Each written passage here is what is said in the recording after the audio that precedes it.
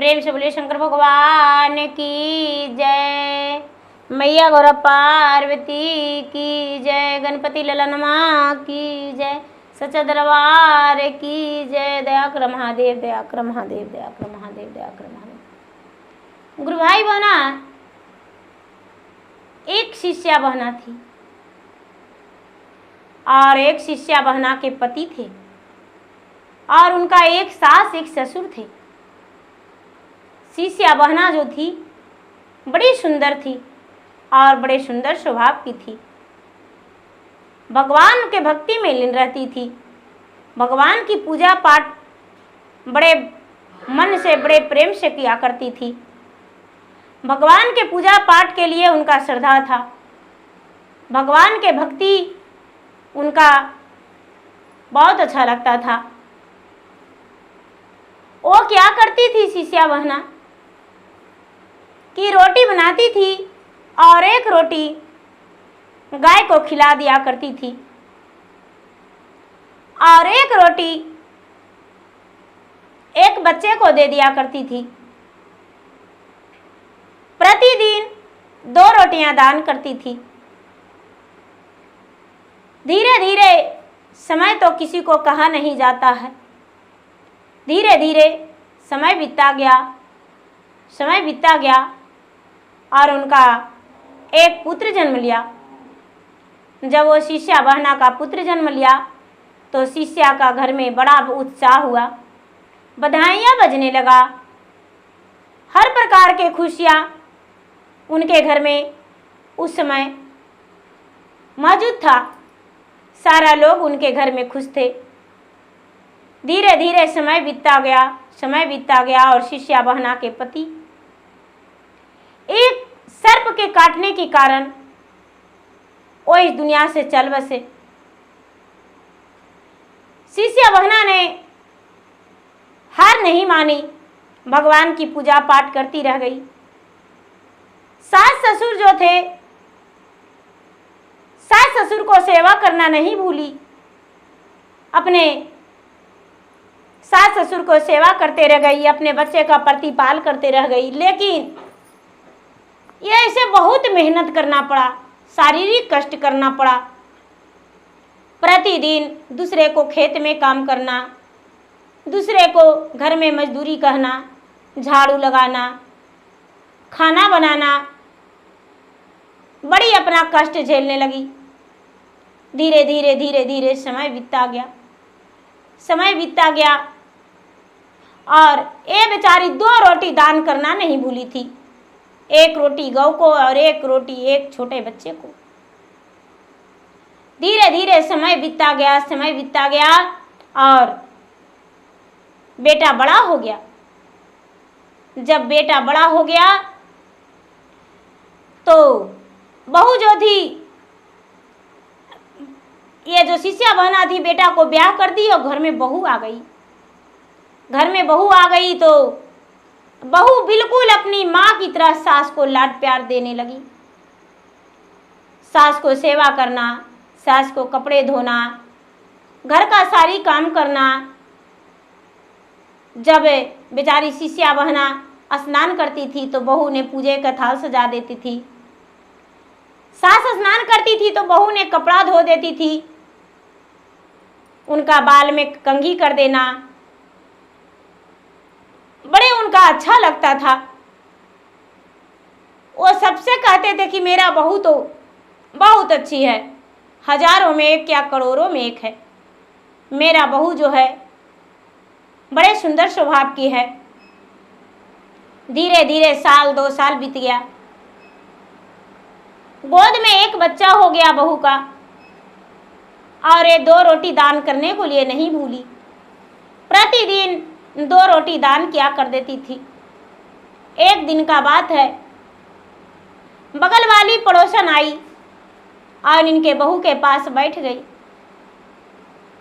बहू के पास बैठ गई और उस समय सास जो थी पूजा करने को लिए बैठी थी, पूजा कर रही थी और ये पड़ोसन जो थी बहू के कान में फुसफुसा रही थी कि अरे दिखाई देता है, उसको पूजा को पड़ा है, तू को गोद में लेकर रोटी बना रही हो और वो रात दिन पूजे में लगी रहती है। अरे कितना सहती हो रे, कैसा तू किस मिट्टी का बनी हो, फिर भी ऊपर से सास का सेवा करती हो, तेल लगाती हो, सास के बाल में कंघी करती हो, सास का कपड़ा धोती हो, सास का थाल सजा के देती हो। अरे मेरा भी बहू है, उसका हम कपड़ा धोते हैं, उसका खाना हम परोस के देते हैं। अरे तू नौकरानी नहीं है, तू बहू है इस घर के।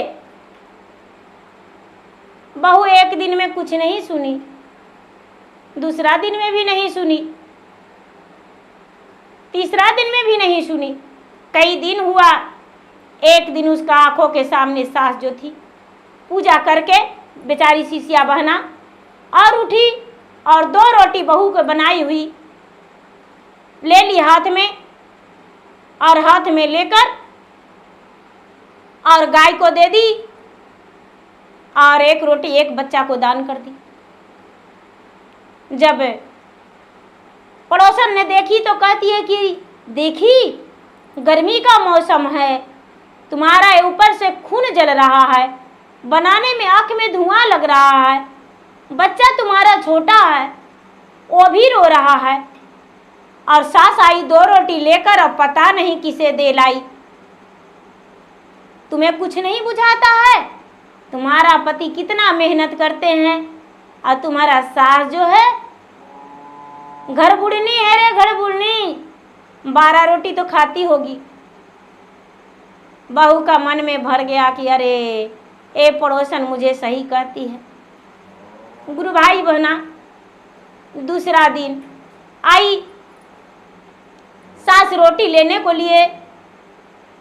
उस समय बहू उस दिन बहुत सवेरे जागी थी और सारा काम इकट्ठा करके थोड़ा सा सास से तो अनबन करने लगी। धीरे धीरे सास जब रोटी लेने आई तो रोटी लेकर जाने लगी तो बहू ने हाथ पांव का चप्पल खोलकर और सास को देने लगी। सास बेचारी कहती है कि अरे बहू, तुम मुझे क्यों मार रही हो चप्पल खोल के रे, पागल हो गई हो?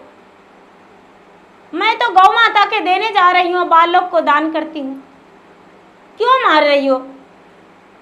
बहू कहती है कि मैं कुछ नहीं जानती हूँ बुढ़िया, मेरा पति कमा कर लाता है और मैं पूरा घर का सारी काम करती हूँ और तुम बैठ के खाती हो, रोटियां मुफ्त के तोड़ती हो और बदले में दान भी करती हो।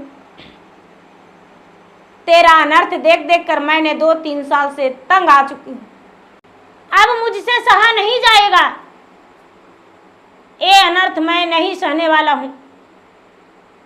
बेचारी सास जो थी आंखों में आंसू भरने लगी, आंसू की बूंदें उनका गाल पे टपकने लगा, झरझर झरझर मोतियों की लार जैसा गिरने लगा, उनका पल्लू भींज गया, रोटी वहीं पे गिरा दी, भोजन नहीं की क्योंकि बहू ने भोजन करने से मना कर दिया था। भोजन नहीं की। गुरु भाई बहना, अब जो बेचारी भूखी पेट जाकर सो गई, दिन था, बहू एक बार भी नहीं कहने गई माँ जी खाना खाएगी या नहीं। बेटा आ गया शाम में काम करके, बेटा ने भी एक बार माँ से नहीं पूछा कि माँ तू खाना खाई हो या नहीं, क्योंकि बेटा के कान में भी बहू अनेक प्रकार के शिकायतें भरे रखी थी, इसीलिए बेटा भी नहीं पूछा। माँ को आस लगा रहा कि बेटा आएगा, मुझे एक बार बोलेगा माँ खाना खा ले माँ, लेकिन बेटा एक बार भी नहीं बोला। रात में चुपचाप बेचारी सोई रही। दूसरा दिन हुआ, बहू कहती है कि अरे माँ को वृद्ध आश्रम छोड़ लाओगे या घर पर ये बुढ़िया रहेगी? यदि घर पर रहेगी तो तेरा घर को त्याग करके और हम चले जाएंगे, तेरा घर में हम रहने वाले नहीं हैं, क्योंकि तेरे माँ के साथ हमें आरा गुजारा नहीं होगा।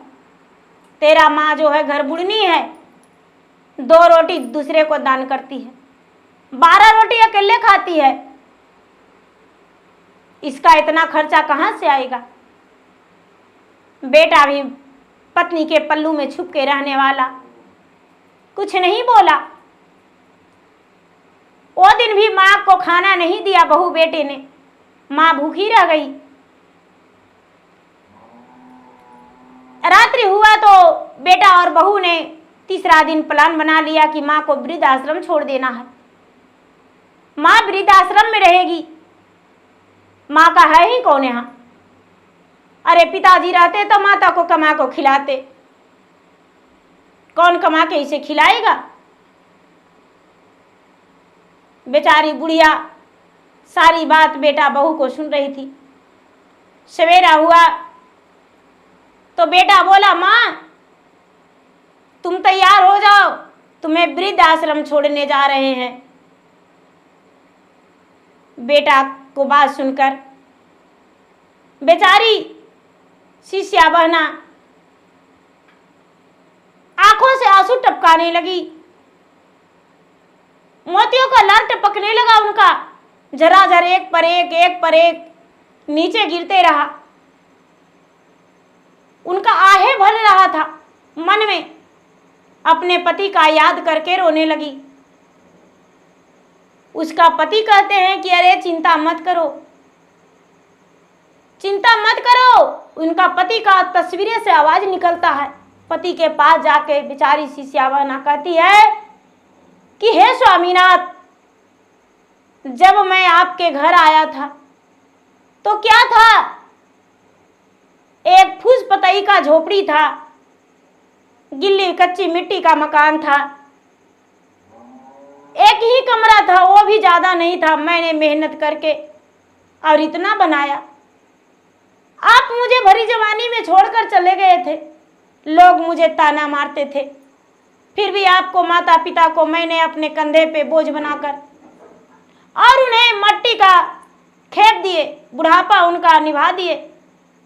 आज मेरा बेटा है, मेरा बहू मुझे वृद्ध आश्रम छोड़ने को लिए कह रहे हैं, मैं क्या करूं। बेचारी पूरा तैयारी कर ली थी, कपड़े सरिया ली थी। बेटा जो था, गुरु भाई बहना बेटा गाड़ी लाने गया था माँ को वृद्ध आश्रम छोड़ने के लिए। तस्वीरें से आवाज निकलता है कि रे शांति तुम रोवो नहीं, तुम्हारे साथ हैं हम।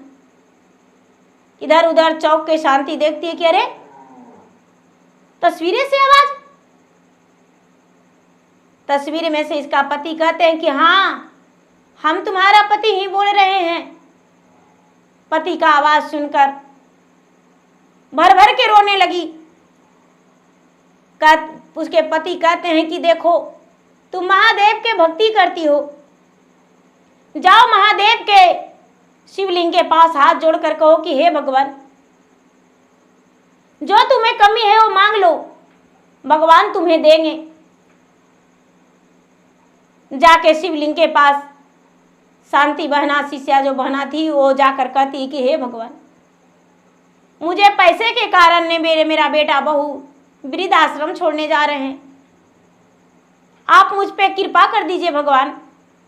मैं नन्हा सा पोता को छोड़कर वृद्ध आश्रम कैसे रहेंगे। यदि उसका मुख नहीं देखते हैं तो हम खाना नहीं खाते हैं। मेरा बेटा, उसे कैसे भूल जाऊं जो सिर्फ कुछ ही दिन का था और मेरे पति मुझे छोड़कर चले गए थे। मैंने उसे पीठ पे बांध के काम किया, कितना मेहनत किया उसके पोषण पालन पढ़ाई लिखाई में। हे भगवान दया करो। महादेव उसका पुकार को सुन लिए। शिष्या बहना वो बाहर निकली, ऐसा ही करते करते मंदिर के पास गई थी। मंदिर के पास जाके कह रही थी और लौटने लगी तो एक थैली मिली। थैली में सोने और चांदी का सिक्के भरे थे। उठाकर तो प्रसन्न हो गई, मन शांति बहन का गदगद हो गया। अब इसे लगने लगा कि चलो अच्छा है भगवान मुझे दिए हैं धन, वृद्धाश्रम भी जाएंगे तो मुझे कोई तकलीफ नहीं होगा।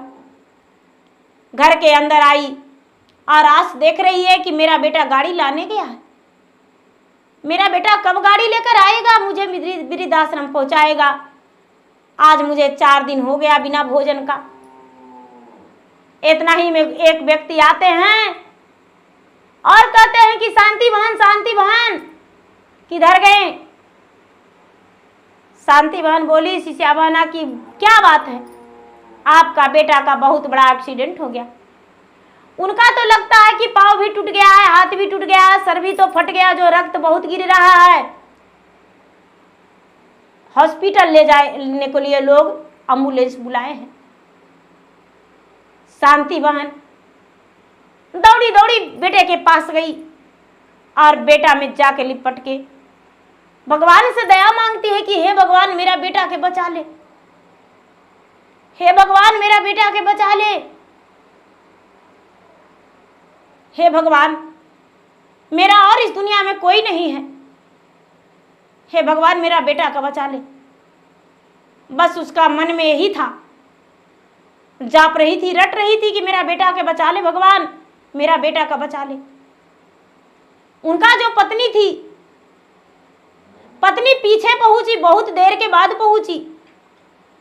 अपना जब तक उसका बेटा, उसका पति जो थे अंदर आईसीयू में शिफ्ट हो गए थे। अंदर आईसीयू में शिफ्ट बेटा को देख माँ का कलेजा फट रहा था। 4 दिन का भूखी माँ भगवान से दया मांग रही थी, भगवान से विनती कर रही थी। और जो पत्नी थी, पत्नी तो बार बार अपने सास को ही दोष लगा रही थी कि बुढ़िया कहती हो कि अपने आप का पुजारी है, तुम बहुत पुजारी हो, तेरा बेटा का एक्सीडेंट हो गया तेरा ही गाड़ी लाने में, तू अकेले वृद्धाश्रम चली जाती तो मेरा पति का एक्सीडेंट नहीं होता। बुढ़िया ने कोई जवाब नहीं दिया। गुरु भाई बहना, आईसीयू में पैसा ज्यादा लगने के कारण बेटे और बहू का अकाउंट खाली हो गया। उनका अकाउंट में 1 भी रुपया नहीं बचा। बहू जो थी तड़पने लगी कि मेरे पास पैसा नहीं, अब मैं अपने पति का इलाज कहाँ से कराऊं। कई दिन बीत गया, अब मेरे पति कैसे जीवित रहेंगे, मेरे पास उतना ज्यादा खेतीबाड़ी भी नहीं है। तब शांति बहन अपने सोने और चांदी का सिक्के बहू के हाथ में थमा दी और कहती है कि बहू रो मत, अरे इसके लिए तो मैं अपना कलेजा निकाल के बेच दूंगा, अपना किडनी निकाल के बेच दूंगा, अपना शरीर का एक एक कतरा बहा के और इसका जान बचा लेंगे। कैसे तू सोच ली रे कि मेरा बेटा का कुछ हो जाएगा। गुरु भाई बहना, जब सोने और चांदी से भरा मोहरे दी अपना बहू के हाथ में, बहू देखकर कहती कि हाय रे, मैंने अपने सास पे इतना अत्याचार किया और मेरा सास भगवान से विनती कर रही है। पैसा लेकर और चली गई सोनार के पास वो पैसा भंजाकर और लाकर डॉक्टर के जमा की। धीरे धीरे शिष्या बहना का बेटा का, शांति बहना का बेटा का होश आ गया। धीरे धीरे जब होश आया तो लोग बोले कि यदि कोई मिलना चाहते हैं तो मिल सकते हैं, उनका होश आ गया है। माँ कहती है कि हम सबसे पहले मिलेंगे। बेटा का होश आया तो वो भी पहले बोला माँ। उसके माँ गई, बेटा के सर पे हाथ फेरी, बेटा का जख्म आधा आराम हो गया। बेटा का आवाज़ें निकलने लगा, जैसे जड़ी बूटियां का औषधियाँ लग गया है, जैसे कोई मलहम लग गया है उनके तन पे, कोई अच्छा सा महंगा सा इंजेक्शन पड़ गया है जो दर्द में आराम मिल गया। बेटा का आत्मा से अच्छा महसूस होने लगा। माँ को देख आंखों से आंसू गिराने लगा और माँ के हाथ पकड़ के रोने लगा और कहता है कि माँ मुझे माफ कर दे, मैंने तुम्हारे बारे में कितना गलत सोचा माँ, लेकिन आज मेरा प्राण जीवित है, वापस आया है तो तुम्हारे ही कृपा से। आज मुझे महसूस हो गया माँ, मैंने अपने पत्नी को कहने पे तुम्हें वृद्ध आश्रम छोड़ने जा रहे थे, लगता है वही पापों का सजा, मुझे एक्सीडेंट हुआ माँ और मैं आज आईसीयू में पड़ा था कई दिन से। जो भी रुपया कमाया वो सब डॉक्टर को दे दिया माँ, और तूने जो कमाया जो मुझ में लगाया माँ, पढ़ाया लिखाया और घर बनाया, और मैंने कमाया जो तो डॉक्टर के दे दिया, मेरा पापों का कर्मों का फल मिला माँ। माँ ने अपना बेटे के आंखों से आंसू पोंछते हुए कहती है कि नहीं बेटा, ऐसा बात नहीं है, अरे पगले तू रो मत, तेरे साथ भगवान है, ऊपर वाले ने सब अच्छा करेंगे। शांति बहना मिलकर आई, उनका पत्नी मिलने गई बहुत देर बाद, क्योंकि बाजार चली गई थी, बहुत देर बाद गई। पत्नी कहती आपका तबीयत कैसा है? उसका पति जो थे कहते हैं पूछो मत, ये सब तुम्हारे करनी का सजा मिला है, तूने मेरे माँ को चप्पल से मारी और मेरे माँ को वृद्ध आश्रम पहुंचाने का फैसला ली, इसी कारण मुझे ये सजा भुगतना पड़ रहा है। शांति का बहू का मन में अनेक प्रकार का गूंजने लगा, पड़ोसन पे गुस्सा आने लगा और मन ही मन सोचती है कि मैं आज जाऊंगी तो पड़ोसन के झोटा नेवा कर मारूंगी, बाल खींच के मारूंगी। पूरा गुरु भाई बहना मन ही मन गुस्सा कर रही है। पति से मिलकर अपने सास के पास आई, सास के पांव में लटक के कहती है कि माँ जी मुझे क्षमा कर दीजिए, मैंने बगल वाली के कहने पे आकर आपको वृद्ध आश्रम भेजने का फैसला लिया था, मैंने आपको मारा था, मुझे ये पता नहीं था कि आपकी कृपा से सब कुछ है। आपने बहुत कष्ट से मेरे पति का प्रतिपाल किए, ये धन संपत्ति बहुत कष्ट से है, माँ जी मुझे क्षमा कर दीजिए। गुरु भाई बहना सास आंखों में आंसू भर के अपने बहू को गले लगा ली और कहती है बेटी चिंता मत करो, ये सब तो जहां बर्तने रहता है वहां ठोकरे लगता है, मेरा बेटा तो ठीक हो जाए। डॉक्टर जब आए तो उस शांति बहन को बेटा को देखकर कहते हैं, डॉक्टर जो बड़े डॉक्टर थे कहते हैं कि अरे इसमें तो कोई भगवान का ही चमत्कार है, जो ही रोगी का ही मरीज का जीवन बच गया, कोई इसका माँ ही ऐसा अच्छा कर्तव्य किया होगा कि जो उसका माँ का कोख नहीं उजड़ा, गोद नहीं सुन हुआ, इसका माँ कौन है, हम मिलना चाहते हैं।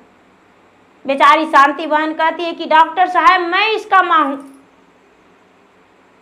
डॉक्टर ने शांति बहन को पांव छूकर कहता है माता जी मुझे भी आप आशीर्वाद दीजिए, आपका आशीर्वाद में बहुत ताकत था कि आपका बेटा का जान बच गया।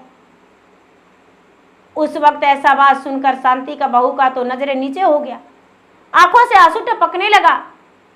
कुछ दिन के बाद शांति बहन का बेटा हॉस्पिटल से निकल गए, स्वस्थ हो गए, घर गए। शांति बहन का बेटा और उनकी बहू पोते सब मिलकर घर गए। लोग पड़ोस के कोई नहीं पहुंचे देखने को लिए। तभी बहू का एहसास आया, किसी को बात नहीं मानने लगी और पहले की तरह फिर से अपने सास को मान मर्यादा करने लगी, सेवा करने लगी और किसी को कहना में नहीं रहने लगी। तो गुरु भाई बहना नहाने को लिए सब कोई कहते हैं, लेकिन सूखे बाल में कोई तेल नहीं देते हैं, गंदे कपड़े के लिए कोई साबुन नहीं देंगे और सरफ। इसीलिए दूसरे को बहकावे में कभी नहीं आना चाहिए। शिष्या बना बड़ी दुख से अपने बेटा को पोसी पाली, लेकिन बगल वाली ने उसका घर को बर्बाद करके उसे चप्पल से मार खिलवा दी। बहू कितना गलत थी कि अपने सास को मारी चप्पल से। हे भगवान ऐसा बहू का किसी को मत दीजिएगा, हे महादेव। गुरु भाई बहना मेरा वीडियो अच्छा लगे तो मेरा वीडियो का लाइक करें, शेयर करें। चैनल पर यदि नए हैं तो चैनल का सब्सक्राइब करें, बेल आइकन घंटी को दबाएं, जो कि मेरा वीडियो का नोटिफिकेशन सबसे पहले आपके पास जाए और आप मेरा वीडियो का सुन सके, देख सके और लाभ उठाएं। धन्यवाद। हर हर महादेव, घर घर महादेव। प्रेम से बोलिए शंकर भगवान की जय।